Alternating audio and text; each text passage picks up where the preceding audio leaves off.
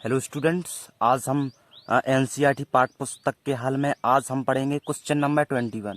तो 21 इसमें क्या है?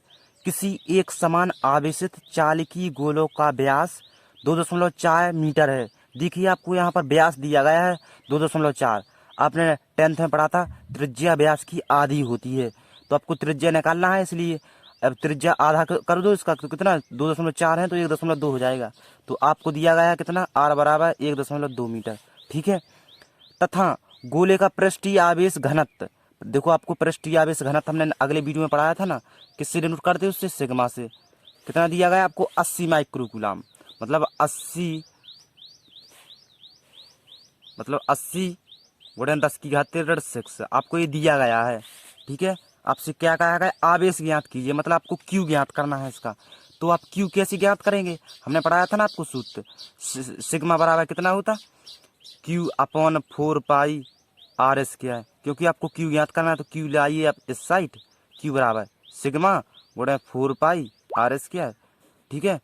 क्यू बराबर सिग्मा आपको दिया गया है 80 गुणा 10⁻⁶ दिया गया है कि नहीं दिया गया? पहले तो आप ये बताएं मुझे। सिग्मा आपको दिया गया 80 गुणा 10⁻⁶। ये है 4 और ये है 3.14, क्योंकि पाई के माने 3.14 होता ना। तो आर आपको दिया गया है 1.2। 1.2 आपको दिया गया है आर, तो 1.2 का होगा स्क्वायर। ठीक है। क्यों 80 को आप ऐसे लिख सकते, 8 गुणा 10 लिख सकते, 10⁻⁶। जब आप 4 का गुणा 3.14 में करेंगे तो आंसर आ जाएगा आपके पास 12.56। 1.2 को आप जब इसका वर्ग खोलेंगे तो आएगा आपके पास 1.44। ठीक है। क्यू बराबर, अब देखो मेरी बात ध्यान से, 8 गुणा 12.56 गुणा 1.44। जब आप इसका गुणा करेंगे इन तीनों का, जब आप इन तीनों का गुणा करेंगे तो आपके पास आ जाएगा आंसर 140। ठीक है। आपके पास आंसर आ जाएगा 140। ध्यान देना, 140 कुछ भी आए, लेकिन आपको 140 ही लिखना है। और आपके पास देखो 10 है, ये 10 की पावर होती 1 अगर बिल्कुल नहीं होती, 10 की आते ये है 6। अब देखो ये है आपके पास 140, 10 की आते 6 में से बन जाएंगी प्लस की कितनी बचेंगी? -5। अब देखो फिजिक्स में आप ऐसे नहीं लिख सकते, आपको इतना यहाँ पर लाना पड़ेगा अंक। तो 1.4 जियो, क्योंकि आप 2 अंक बाद ला रहे हैं दशमलव, तो दो घाते यहाँ से कम जाएंगी, तो 10 की घाते कितनी बचेंगी? 3। ये रहा आपका आंसर, इतना 1.4।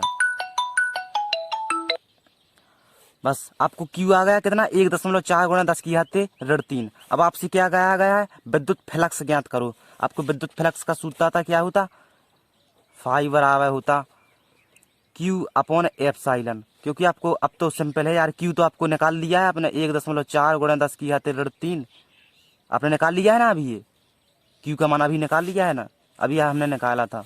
और इसका मान होता 8.85 गुणा 10⁻12। ठीक है। जब आप इसे हल करेंगे, ध्यान से देखना मेरी बात, जब आप इसे हल करेंगे तो आंसर में आप, अभी तो हम इसे हल करने नहीं कर पाएंगे, आप कर लेंगे तो आंसर विद्युत फ्लक्स का मात्रक होता कूलम प्रति मीटर न्यूटन मीटर स्क्वायर। अब इसका मात्रक लिख देना। ठीक है। चलते हैं अगले क्वेश्चन की तरफ।